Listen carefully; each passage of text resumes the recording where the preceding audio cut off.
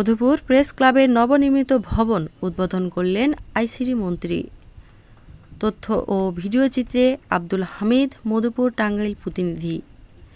টাঙ্গাইলের মধুপুর প্রেস ক্লাবের নবনির্মিত ভবনের শুভ উদ্বোধন সোমবার ৩১ মে বিকেলে অনুষ্ঠিত হয়েছে। উদ্বোধনী অনুষ্ঠানে প্রধান অতিথি হিসেবে উপস্থিত ছিলেন ডাক, টেলিযোগাযোগ ও তথ্য প্রযুক্তি মন্ত্রণালয় এবং বিজ্ঞান ও প্রযুক্তি মন্ত্রণালয়ের মাননীয় মন্ত্রী ফকির মাহবুব আনাম এমপি।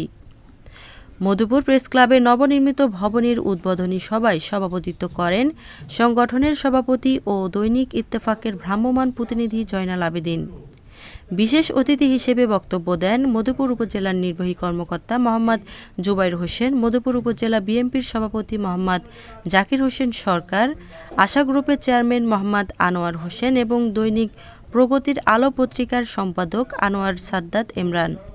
এ সময় মধুপুর থানার ভারপ্রাপ্ত কর্মকর্তা ওসি AKM ফজলুল হক, মধুপুর উপজেলার বিএনপি সিনিয়র সহসভাপতি এম রতন হায়দার, মধুপুর পৌর বিএনপির সাবেক সাধারণ সম্পাদক আব্দুল লতিফ পান্না সহ সরকারি দপ্তরের বিভিন্ন কর্মকর্তা, প্রেস ক্লাবের কার্যনির্বাহী কমিটির সদস্যবৃন্দ এবং সুধীজন উপস্থিত ছিলেন।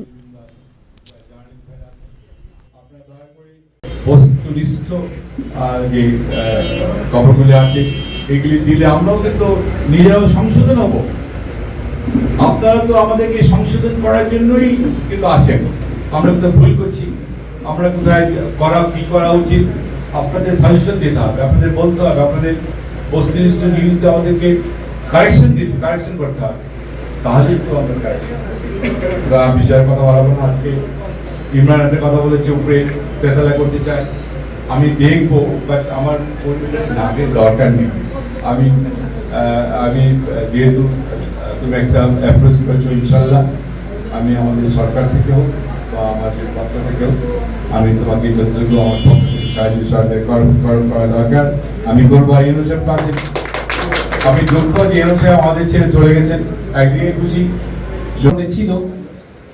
একজন ইউনো কাজ করবার কালে যে সকল চাপ অনুভব করে, দুইটা চাপ অনুভব বিশেষ করে করে, একটা হচ্ছে রাজনৈতিক চাপ আর একটা হচ্ছে সাংবাদিকদের চাপ। আমি প্রথমে যদি বলি রাজনৈতিক চাপ, আপনারা জানেন যে সাংগঠনিকভাবে বিএনপির কর্ণধার পাশে আমি আছি এবং চমৎকার সাপোর্ট দিয়ে গেছে। এটা মধুপুরের সৌন্দর্য, এটা অন্য উপজেলার সাথে মিলবে না। মধুপুরের এই সৌন্দর্য অন্য কোনো উপজেলার সাথে মিলবে না। আমি 2 বছর আসলে আমরা চাই যে সাংবাদিকরা নিরপেক্ষ থাকবে এবং তাদের সেই লিখক নীতি, বিশেষ করে সরকারি দলের যারা থাকবেন, সরকারি দলের বিপক্ষে কোনো নিউজ যদি আসে বা সরকারি দলের লোকজন দ্বারা যদি এলাকার কোনো মানুষ নির্যাতিত হয়, সেগুলো পত্রিকায় উঠে আসবে। কিন্তু ইদানিংকালে লক্ষ্য করা যায় সুনামের সাথে যেন এখানে এই সাংবাদিকতাটা আমরা চালাতে পারি। আর সব জায়গাতেই সুশৃঙ্খলভাবে আপনি যখন কোনো কিছু চালাতে যাবেন, তখন কিছু মানুষ থাকবে সেখানে একটু ঝামেলা তৈরি করার জন্য। আর এই মন্ত্রী আছে, রাজনীতি করেন, আপনি আমার চেয়ে ভালো বোঝেন এগুলো।